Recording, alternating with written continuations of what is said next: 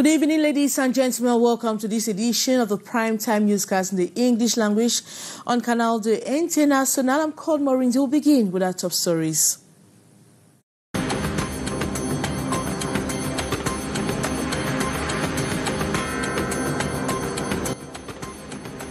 Of commercial bike riders have been arrested in a protest demonstrated initiated by a fraction of the bike riders this Wednesday in Douala. The protest sparked off after a team comprising bike riders, trade unions and security forces resumed regular checks this morning, days after they went on a recess following last Thursday protest. Barrister Maurice Akamto has joined the defense team of lawyers of the Cameroon Renaissance movement to defend the proceedings of their detainees in detention units across the country. Small and medium-sized enterprises have been told there are many opportunities for them to measure up with multinationals and become competitive. Those are major stories. Details right ahead.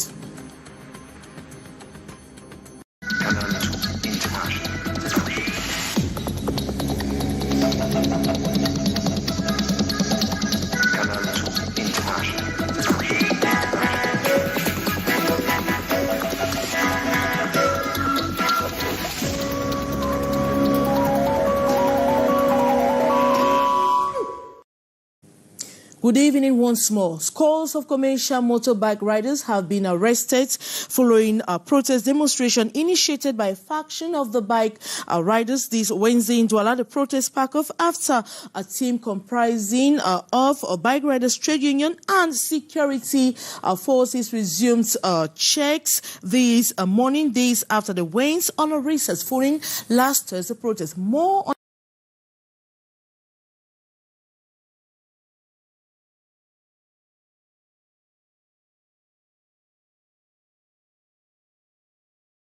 of the faction of commercial motorbike riders that is against the bike riders trade union in Douala, Cameroon's economic city.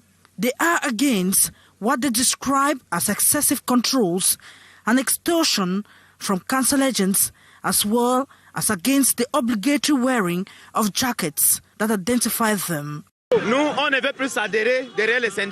We don't want trade unionists. They are extorting us. There are no jobs, and this is the only job we can do. They should let us be. We are not ready to give them money. We will pay the money at the council. We are family heads. We pay 25,000 CFA francs when our bikes are impounded in Yupwe, and the money is not paid into government's coffers. They should allow us to work, else. The protesters used stones, knives, clubs, and even screwdrivers to attack trade unionists and their colleagues who were in the premises of Salle des Fêtes in Aqua. This young man was wounded in the course of the incident as they barricaded the road linking Salle des Fêtes to Mobi Bonakwangmoa. Police and elements of the National Gendarmerie stormed the scene and used tear gas and water cannon to disperse the protesters. Scores of them were rounded up by the police and their motorbikes were impounded. You will notice that the majority of those who have been arrested are from the Central African Republic. Why would some foreigners leave their land and impose what they want in another's territory? We, the trade unionists, are bent on cleansing the sector. Any bike rider we find without his jacket will have his bike seized and impounded.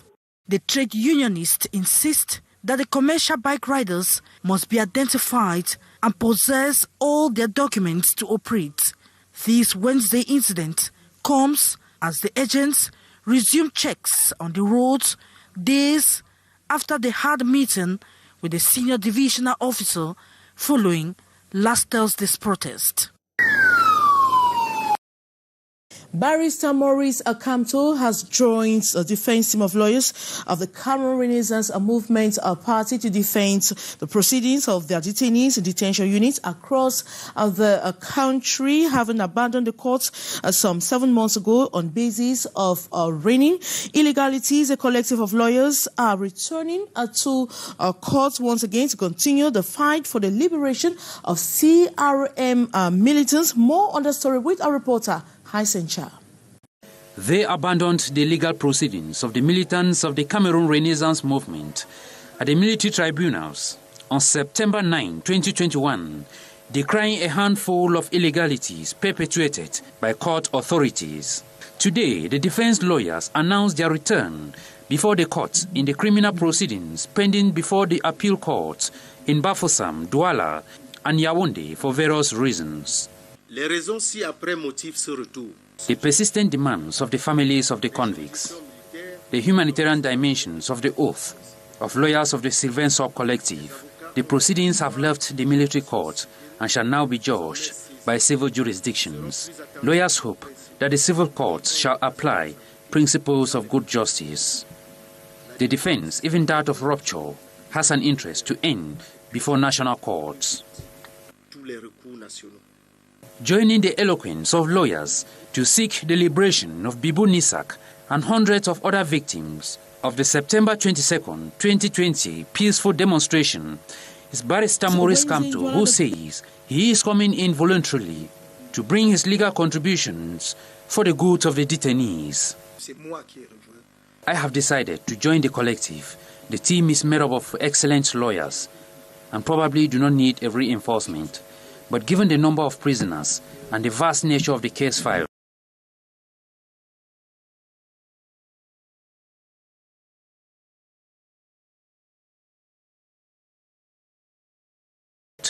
to civil jurisdiction, Maurice Kamto says it is possible for the legal minds to press on and ensure a fair and professional judgment of the victims. One of the reasons he is taking up his black robe. We have to quit the hurdles of illegalities to get into the phase of professionalism of these procedures, where we hope the law will be applied. Joining my colleagues, I believe that together we can ensure that professional judicial hearings, so that the civil magistrate will judge as prescribed by their statutes, following the law and their conscience. Asks if his presence will not give the affair a political dimension, the international jurist underlines that with regard to this move, he is strictly wearing a judicial cap. Small and medium-sized enterprises have been told there are many opportunities for them to measure up with multi-internationals and become competitive. Hundreds of them were part of a training on financial opportunities organized by the Cameroon Shippers Council. More on the story with our reporter, Kejan Henry Atembe. Small and medium-sized enterprises in Cameroon are sharpening skills on the advantages offered by the African Continental Free Trade Area. With Cameroon's economy hanging on the shoulders of small and medium-sized enterprises by 70%, they find it difficult to emerge and become competitive. And so from April 12 to 13, 2021, they are meeting in Douala to acquire the necessary skills to optimize their financial opportunities to become competitive. The African Import-Export Bank is not known to Central African businessmen and particularly to Cameroonians. It was important for us to make them understand that since January 2021, this important financial institution opened a branch in Yaoundé and to help small and medium-sized enterprises that are in difficulty to secure loans from commercial banks. De leur montrer toutes les opportunités qu'elles peuvent avoir auprès de cette banque.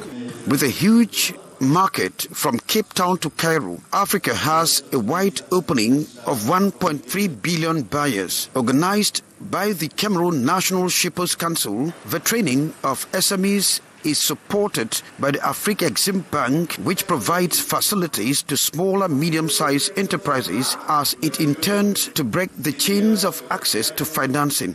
Having signed this type of agreement with a country like Cameroon and with the CNCC in particular, it shows that we are on the process and we are on this journey together, and we want to build the Africa we want. Having everybody's information, whether you are a financial institution, whether you are a corporate entity, whether you are an SME, have your information on the Mansa digital platform gives you that opportunity to benefit from ZLECAf, from intra-African trade, from other initiatives which you are going to listen to this afternoon.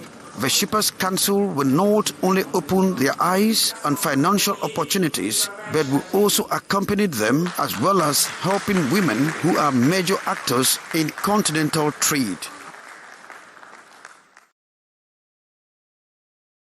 African Continental Free Trade Area that created a single continental market went into force since January 2021, but it is yet to be effective as barriers to its development are still to be overcome. Experts say the continental single market will be feasible if tariffs are reduced, infrastructures developed, and production improved. More with Gladys Ambo Diba. The percentage of trade between African countries reportedly stands at only 16 to 18%. The African Continental Free Trade Area that went into force on January 1, 2021 is expected to bring continent-wide free trade to 1.3 billion people and boost trade within the continent. Economists say for the bloc to reach its full potential, barriers such as poor infrastructure and unambiguous red tape must be overcome. For this vast integration project that aims to stimulate intra-African trade, there is need for a certain number of factors to be considered for its success. The first challenge is exchange facilitation. The procedures are still cumbersome, be it at the level of trade, importation and exportation. The cost of high and extended deadlines for customs clearance is still an issue. There are equally road infrastructure and logistic and production problems. The rules of origin, tariffs, offers and service schedules still remain major preoccupations. Et aussi, surtout dans le domaine de la production, à simplifier les règles d'origine.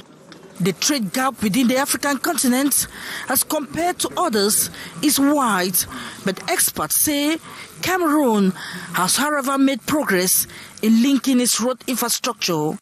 Today, all big corridors are open. You know that the corridor Bamenda, Manfé, Ekok, Enugu, Lagos is functioning already, and the other one going from Yaoundé, Sangbelima, Wezo, Brazzaville, Kisha is also working. Only two big corridors are showing small problems, especially the one linking Douala to Jamena. The other one, Douala Bangui, is also relatively performant. So I think many conditions have been put in place so that we can hope that in the coming years we will be more happier. Countries that have rectified the agreement have agreed to liberalize 90% of their tariff lines, a decision which the Economic Commission for Africa believes could boost inter-African trade by 52.3%. Producing, consuming and promoting the production of bread made out of locally cultivated flour, that is from cassava and potatoes. The main objective of a degustation open door day organized by the Citizens Association for the Defense of Collective Interests at Dikmore with Udmu Kusumi. Cameroonian youth, under the umbrella of the Citizen Association for the Defense of Collective Interests, better known in its French acronym ACDIC, came out in their numbers this Wednesday, 13 April in Yaoundé for the degustation open day to promote the production of bread made out of local flour, cassava, potatoes, with a firm belief that Cameroon has the potential and capacity to produce her own flour. Cameroon have the capacity and ability and the technical and agricultural ability to make it real, to make it happen.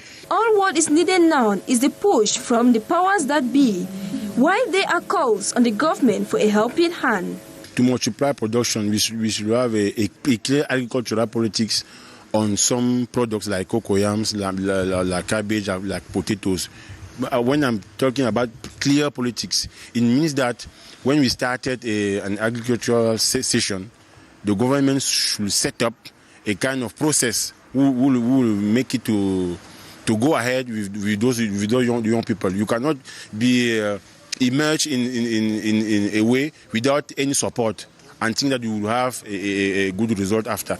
According to these experts, locally made bread is more beneficial to Cameroonians. It is more than the bread made by weight, for instance. I will let you know that bread made with yams and potatoes and all so and so forth is more benefit for the health. It's more benefit. It has been proven that it's more benefit for the health. During this third edition of Open Door Degustation Day, Cameroonians are called to come and discover the wealth, beauty, quality of Cameroonian product, and especially bread made in Cameroon. 6 young people in the Mongo division have been given seed funds to help propel their projects ideas in the domain of agriculture and rural development. The initiative is intended to help youth be self-employed and also fight food insecurity amid a rising of food prices. More on that story with our reporter, Regina Leketandak. There were in total 90 Cameroonians who participated in an agro-pastoral competition in the Mongo division of the Littoral region. 6 of them with the best project ideas were selected and have been awarded 650,000 francs CFA each to support their project. I'm so happy for being part of the winners of this project. It was here precisely in Cameroon. We have many young youths having talents but lack of sponsors to put in practice what they have in talent and knowledge. And with what I've won today, I think it's going to be a new beginning for a better realization for me. Thank you very much. The young agripreneurs are involved in the production and commercialization of local products. Not only are they gainfully employed, but they are helping in the fight against food insecurity, like Pamela involved in mushroom cultivation. I am involved in the cultivation and commercialization of mushrooms. It is a very vibrant sector, and I believe with time, I'm going to employ a lot of young Cameroonians. Legendary Cameroonian artist Prince Dedi Eyango, who attended the event as a collaborator, noted that young people are talented and just need support. Sponsored by AgriStars, the seed fund is intended to help young people kickstart their activity, but future support is also envisaged. We're looking for additional funds so that we can give them modest funds. This is seed funding for them, but we're looking to carry this forward. I plan to take this back to the University of California. Davis, my colleague, is the College of Agriculture there, is one of the largest in the world, one of the top in the world, and propose funding for programs like this. The projects of these young agricultural stars is also intended to put the Made in Cameroon mark on the map. Organize remedial classes to ensure the completion of school programs after teachers' strike and the AFCON 2021 ends this week. Stephanie Chin set out to know from the teachers and students how the catch-up classes have been effective. Her story. Teachers and students in Douala have applauded the decision of the Ministry of Higher Education for the organization of remedial classes to catch up on what was lost during the Total Energies African Cup of Nations and the teachers' strike. The teachers say during this period of extra classes, they have devised strategies to ensure that the students are able to cover up their syllabus. Different strategies we apply. For example, the interactive class, which consists of giving them homeworks, and came in class we discuss on. But we also apply what the online classes, which consists of sending class online through the different class WhatsApp forum, and then we come back through the exercises given, we discuss and we correct. According to some students in Douala, these classes go a long way to help improve their knowledge on some subjects. We really need these extra hours to put in more work, and with the teachers going on strike, with this, some of them didn't even finish with the school program, so it really gave them the time to go deep and go in detail with us. And as I mentioned, in examination classes, we don't really cover programs till the end, but these extra classes gave them the opportunity to really tell us and give us the notions that we were supposed to go home with. The students say they are aware that this is important to them, so they will put in more efforts. Now it is upon us, this put in our last efforts so that we'll make it on the examination day. Hoping to make it in their final year exams, these students are in accord with these extra classes. And that report by Stephanie Chin brings us to the end of this edition of the Primetime Newscast in the English language on Canal de International. But we'll have news in the French language coming up at exactly 7 p.m. with Alain Gisle Kangas. So we'll be back same time tomorrow. Good night.